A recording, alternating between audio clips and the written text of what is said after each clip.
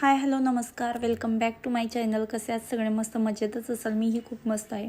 खूप दिवसानंतर मी व्लॉग बनवते.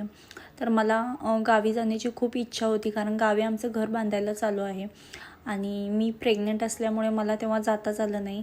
त्यानंतर आता मला बच्चू झाले, मुलगी झाली, त्यामुळे ती छोटी असल्यामुळे मला प्रवासही करता येत नव्हता. पण जेव्हा आमचा स्लॅब टाकायचा होता तेव्हा आमची दीदी 2 महिन्याची होती. मग मी ठरवलं होतं की काही होऊ दे, मला जायचं आहे, कारण मला आमचं जे स्वतःचं आमचं घर आहे, छोटंसं स्वप्नातलं घर, ते बांधायला चालू होतं आणि त्याचा स्लॅब होता आणि त्याच्यासाठी मला जायचं होतं. तर माझ्या नंदूबाई होत्या. 1 वर्षापूर्वी त्यांचे मिस्टर हार्ट अटॅकने गेले. तर त्यांनी हा सगळा गारवा केला होता, जो आपल्या इकडं गावी सगळेच करतात. तर त्यांची म्हणजे तशी परिस्थिती नसताना देखील त्यांच्या स्वखर्चाने स्वतः राबून कष्टातून त्यांनी म्हणजे आपल्या आईसाठी, भावासाठी हे सगळं त्यांनी केलं होतं आणि त्या घेऊन आल्या होत्या गारवा.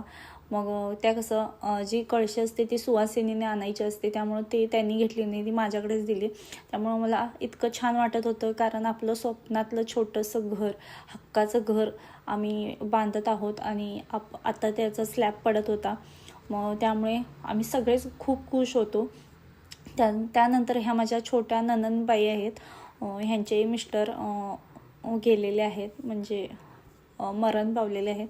तर त्यांनीही पूजा करून घेतली. त्यानंतर आमच्या आईने म्हणजे गल्लीतल्या थोड्या बायकांनाही बोलवलं होतं, त्यांना भाजी भाकरी दिली आणि सगळ्यांनी ती आनंदाने खाल्ली. सगळ्यांनी घर पाहिलं. तर माझा भाऊ बहीण वगैरे पण आले होते, त्यामुळे त्या दिवशी खूप आनंद झाला होता मला.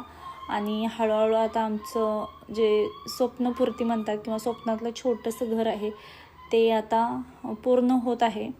आणि त्यानंतर आम्ही जे स्लॅब पडल्यानंतर जी देवाणघेवाण असते, म्हणजे आम्ही ताईंना पेरावा केला, ताईंनी आम्हाला पेरावा केला, आम्ही एकमेकांना कपडे दिली, छान छान असे फोटो काढले. तर तुम्हाला कसं वाटलं नक्की सांगा. थँक्यू.